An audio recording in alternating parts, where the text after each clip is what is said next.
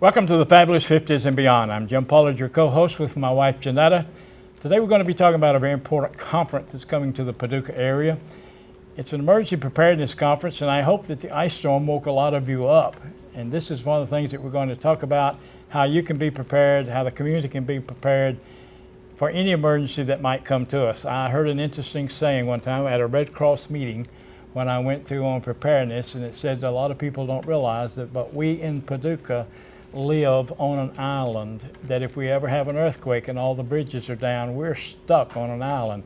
So we need to talk about what we can do to live through the different types of emergencies that we might have. So you stay tuned and we'll be right back. And he'd say, go with what you got. Start from where you are. Give it your best shot. Keep reaching for that star.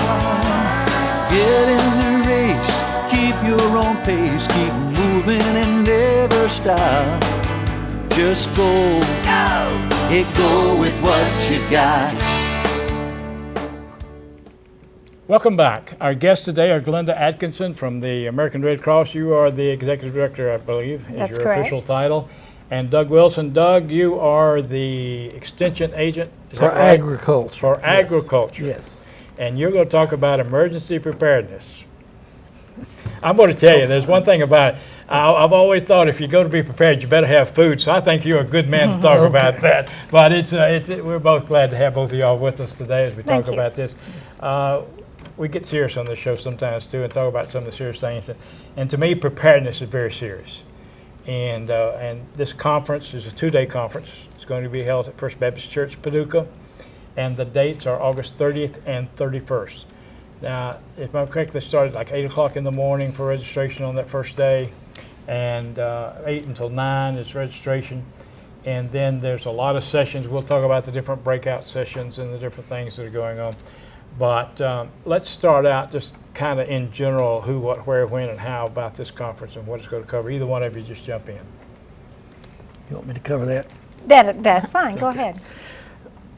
This goes back for several years. I've worked with extension services in 4 surrounding counties. We call it the Quinn State Initiative.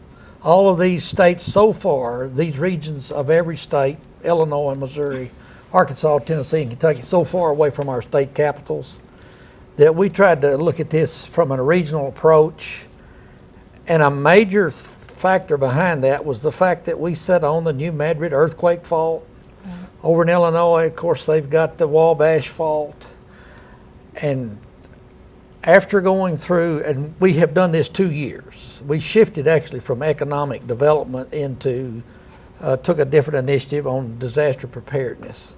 And this will be our 3rd year. And personally, I'm on the county's emergency management planning committee.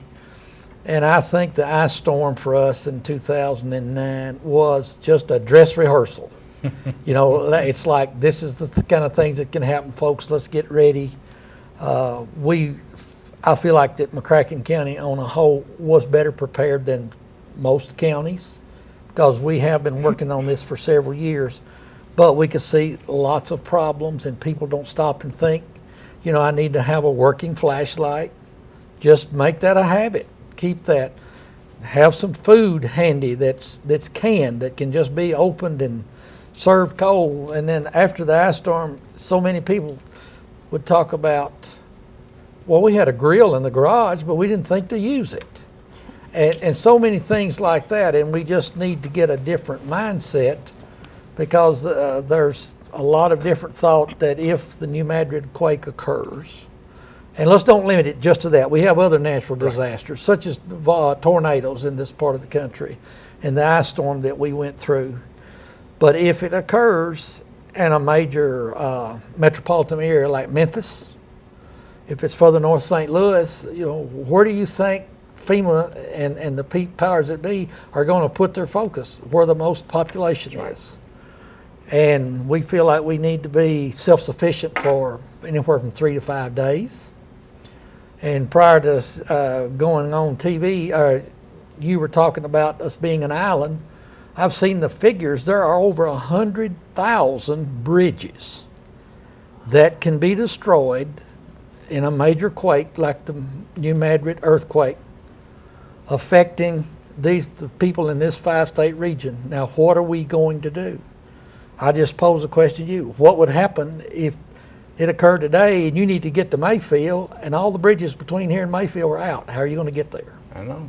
And those are just things that we need to be planning for and thinking about and have some idea of what we can do or what we may need to do. Hopefully, rather than sitting there and saying somebody needs to come and take care of me. I think that people in this area, until the ice storm, were not aware that anything like that could happen. Now, we lived in South Florida for 23 years, right on the coast. So hurricane preparation was a normal every year thing. I mean, we had the flashlights that worked. We had the water. We knew to put the putty in the sink around the drain of the bathtub to have water to flush the commode with, and we knew to have all of this stuff. But we came up here, and people didn't have that mindset to do stuff like this, and they got caught with their pants down, just to put it, plain and simple. And so this is one of the things that we found out real quick. And have you read the book 8.4? No, I haven't. Are you familiar with it? No, I'm not. It's a book that was written by a professor in Memphis about the 8.4 earthquake. And interestingly enough, I live at Kaler, and you know where Kaler is. The book opens up with a geologist traveling the roads in the cornfields of Marshall County trying to find a certain location, and it ends in Kaler, Kentucky, where they stopped the earthquake. Okay. And I thought, to me, that just made it that much more interesting to me, because we came back 16 years ago, and that's where we settled, was in Kaler. But people, I'm so glad to see y'all doing this. I mean, I know we've had some similar type preparedness conferences. What was it? 3 years ago, we had one at the lake, I think, when they were talking about a different type of emergency at that time, not this. But talk to us about what these different breakout sessions are going to cover. Well, as far as the conference, this actually has been what was for the last 2 years the New Madrid Earthquake Conference. And you're right that maybe the ice storm kind of woke some people up and helped us to many people to change our mindset a little bit and to realize that we cannot look at our well-being as a situation where we're going to wait on someone else to come take care of us. And of course, this has been the mission of the Red Cross for many years, to get out there and get that word out about what do you need to do to be prepared, the preparedness kits. If we are prepared for something major like an 8.4 earthquake that you're speaking of, then a short-term power outage is not going to be a big deal to us. If our water goes off for a day, it's not going to be a big issue. It covers a lot of situations if you're ready for what we call the big one. And so that is what we're trying to do, is get people not to jump into this fearful frame of mind that you're afraid all the time, but that you're prepared. And so you don't need to be afraid, because you've got a plan. You've put together a kit, and you know how to be informed. And so being informed is really what this conference is all about. It is August the 30th and 31st, and the Red Cross is just one of the organizations that is represented on this committee. Doug certainly is on this committee, and many people have come together to make this possible. The registration fee is very reasonable. We're really excited to be able to offer this conference at $25 for the registration, and they can register through the University of Illinois, and it is going to be held in Paducah this year at First Baptist Church. And the $25 registration fee covers 2 days of meals, so you can hardly pay for 2 lunches for $25. Right. But the breakout sessions are going to have to do with business continuity, and a lot of times people may stop and think, well, business continuity, that's only for business, which certainly any small business, if you do not have time to be out of your place of business for a day to come to this training, you're definitely the person that needs this, because any disaster hits your place of business, and it will really set a business back if they don't have a plan on how, an alternate site, or how they're going to continue to do business and be competitive in a competitive market, and compete for those patrons whenever maybe other people are back up and running and you're not. So that's important. But further than that, you can think beyond just the businesses and realize that church groups need this. A church organization, other people need to know how to continue their organization if something interrupts their normal processes. But we've got business continuity training. American Red Cross is going to have several sessions, Masters of Disaster, and I can tell you more about that later, but partner shelter workshops, and we are going to have with Kathy Hunt, who has been with the health department, just retired from the health department. She's going to be speaking on the special needs population. What are the special considerations? What do they need at a time of disaster? And of course, General Heltzel, Kentucky Emergency Management Director, is going to be a keynote speaker. And I'm very excited about some of the outside exhibits that we're going to have that really will demonstrate. And of course, Doug can speak to you more about those things on, some of the safety issues, and really just raise some awareness about power and some of those things that people need to know about. Well, this is also important, and I know what you're about. People don't realize that if a business shuts down, what's going to take the place of it? I mean, if electricity goes off, where do you get your gas? Because it's all electric now, and where do you get your water? And so many things are so dependent. We've become an electricity dependent society is what we've become, and then these businesses, it's so important that they do know what to do. In Hurricane Andrew, when it hit in South Florida, we were in business down there as a small businessman, and we literally shut down. We were in an area that didn't get, we had 100-mile-an-hour sustained winds, but we weren't in the middle of the 200-hour winds, but we literally shut down our business for a week and did support work. To relief support is what we did. We took all of our trucks and our people and delivered food and ice and water to the people that were in the hardest area. That was part of what we did, and it's so important that that business and different ones know what they're going to do. It's too late to try to figure out what you're going to do after it happens. Well, and I think as a community, we need to be aware of this: is that we do not live on an island as such. Unto ourselves. If you think of a retail organization, for example, that possibly employs 100 people, if they are unable to continue their business over the next week, you may have hourly employees that are unable to work for a week. Their children are not going to daycare, they're not going to be shopping, and from a community economic standpoint, it's critically important that we look out for each other and we help others prepare as well. That's right. This was one of the things that we discussed because now we're talking about a general preparedness conference for whatever the crisis is. Over the last year or two, we talked about avian flu, bird flu heavily, and I know I talked to some of the educators. What happens if it does hit and the kids can't come to school, or they do come to school, and then we get all of this stuff and we get all involved in it. So preparation is so important today. Well, we're going to take a break. And after the break, Doug, one of the things we want to talk about what you're going to be doing outside. I think that's interesting, and some other things. There's so much. We can't cover it all in 30 minutes. And when you have a 2-day conference, how do you cover it in 30 minutes? You don't. You hit the highlights, and that's what we're going to do. But you stay tuned, and we'll be right back right after this announcement.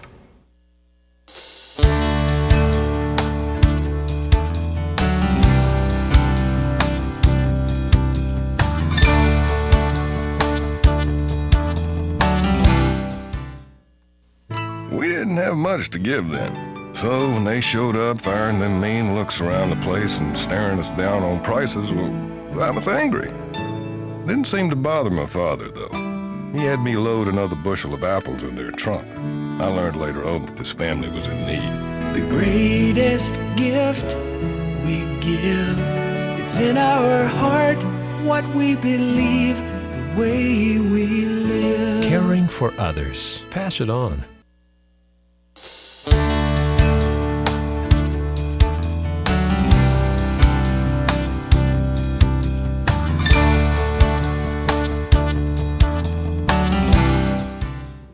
Welcome back. Today we've got a very important session going on here. We're talking about emergency preparedness. And again, I want to say that I hope some of you got awakened by the ice storm that we had last year.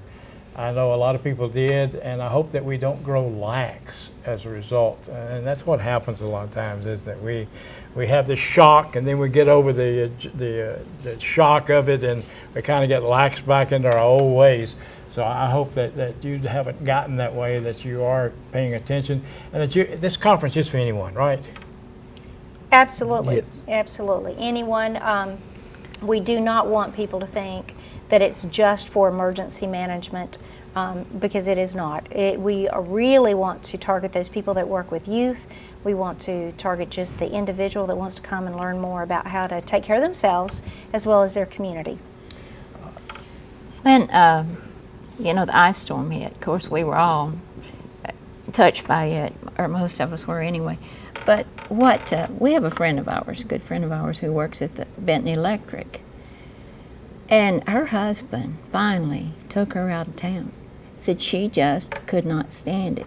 People were cursing, they were coming up there and yelling and screaming at them because they didn't have electricity. I mean, that's pathetic when we're without electricity we were without it for 12 days. But you got to learn, my goodness. And there was nothing they could do. I mean, they were doing all they could. But, I mean, people like that, it's bad. Well, a lot of it is what we become acclimated to. We are used to having air conditioning. The reality is, a couple hundred years ago, people didn't have the conveniences that we do, and they managed well. It's just that we are not used to that, and we've become dependent on our little gadgets and communications and our conveniences.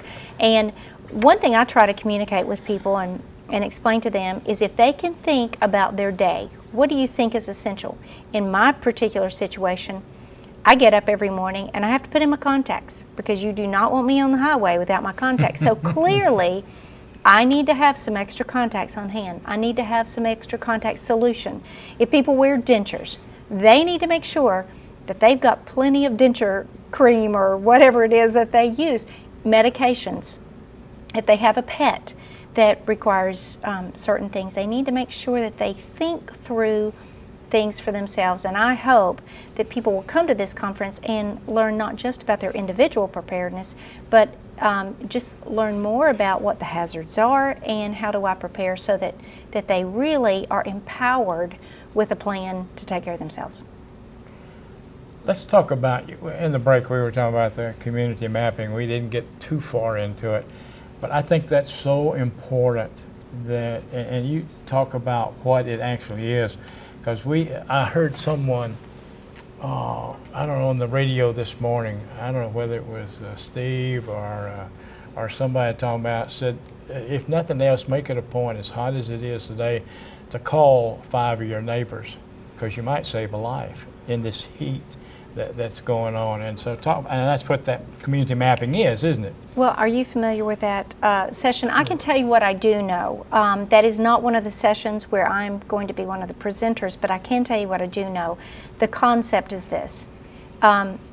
Most of us that are working full-time, and many times people that just don't get out of their home and meet their neighbors now, don't know who their neighbors are. Maybe you've had people move in.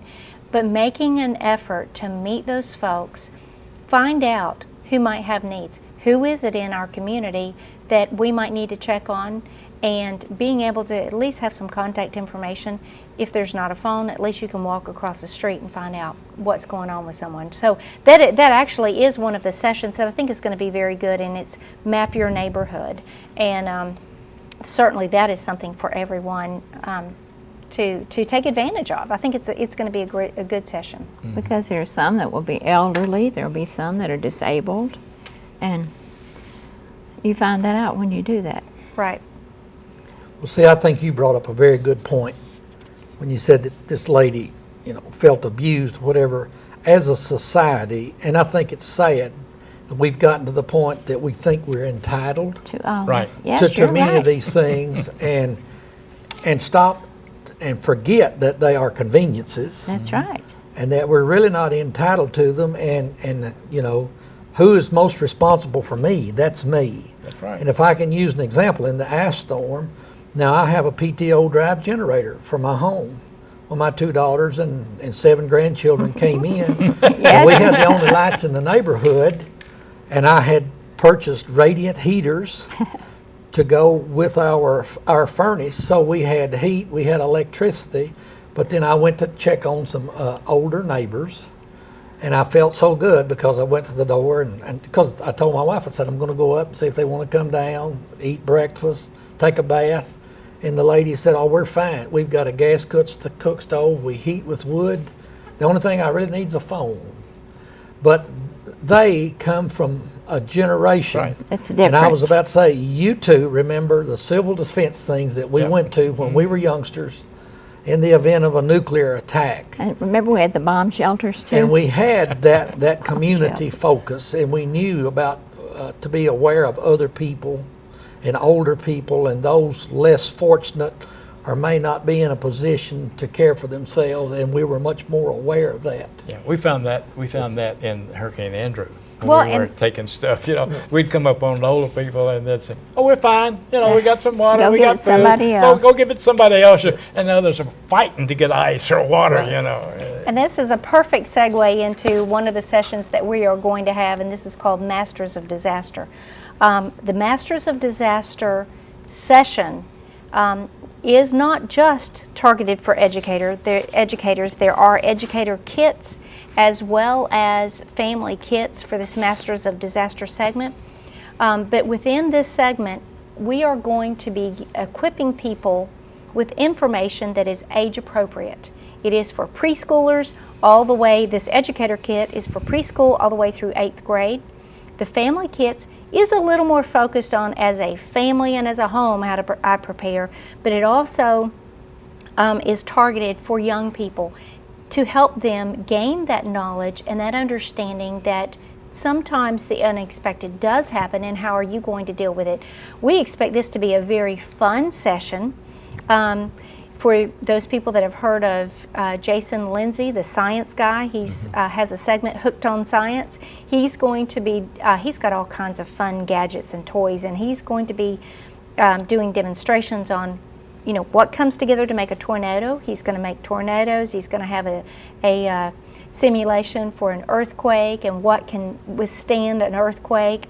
Has a lot of great information, and going to give those participants the information that they're going to need to be able to take it back and do this. And we're really excited about one thing, is that each person that is a participant in the Masters of Disaster session will actually get one of the kits. And these are, you know, actually they cost more than the registration for, usually the registration for the conference. So this is going to be a great deal. We were able to get this through a grant, and that way people can take it back to their youth group. There may be viewers that have grandchildren and they'd love to have a home kit to take to, you know, for their grandchildren to have. It's got all kinds of fun activities, and that way it's not just the people that maybe had this civil defense training, because we did used to look at the world, I guess, in a different way before our world got a little more convenient, and so that helps. And so I think this session is going to be very good for that. Sounds like a good one. Sounds like a good one. Well, Doug, before we run out of time, let's talk about the afternoon.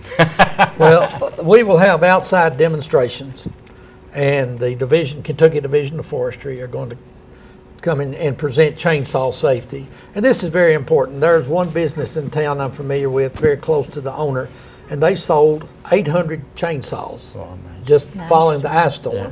And you know, that was maybe 2 years of sales normally. They did tell me that a gentleman slightly older than myself bought a saw that he couldn't even start. He didn't have enough strength, he couldn't start it. And in my discussion with the folks that are doing this, I said, you know, make sure people understand, if you're going to be trimming limbs, you don't need a chainsaw to cut down trees. You're not going into the logging business.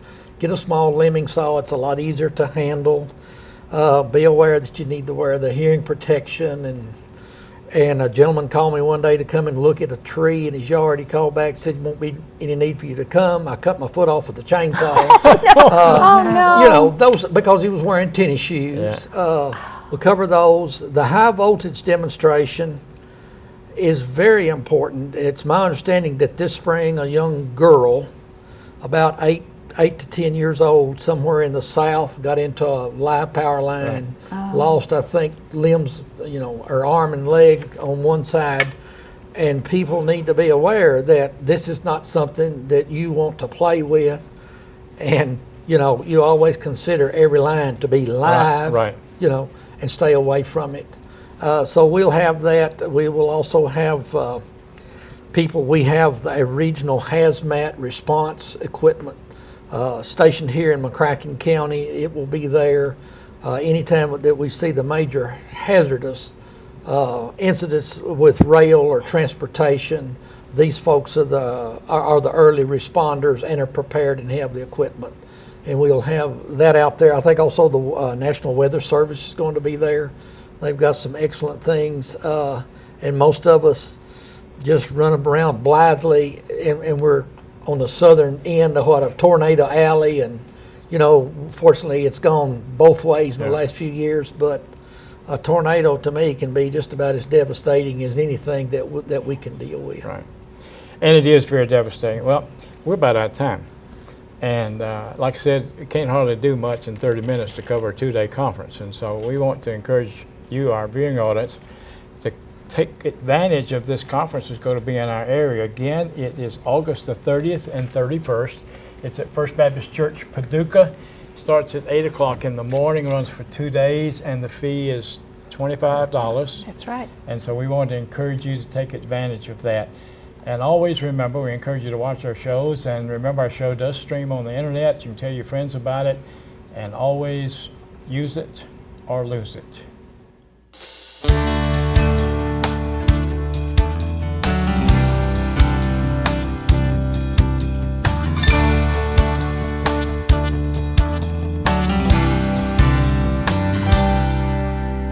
Can't see as well as I used to.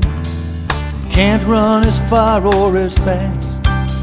Sometimes I think that the old me is becoming exactly that. But when I start thinking of all I don't have, that's when I tell poor me Beethoven was 50 and deaf as a post when he wrote his 9th Symphony. And he'd say, go with what you got. Start from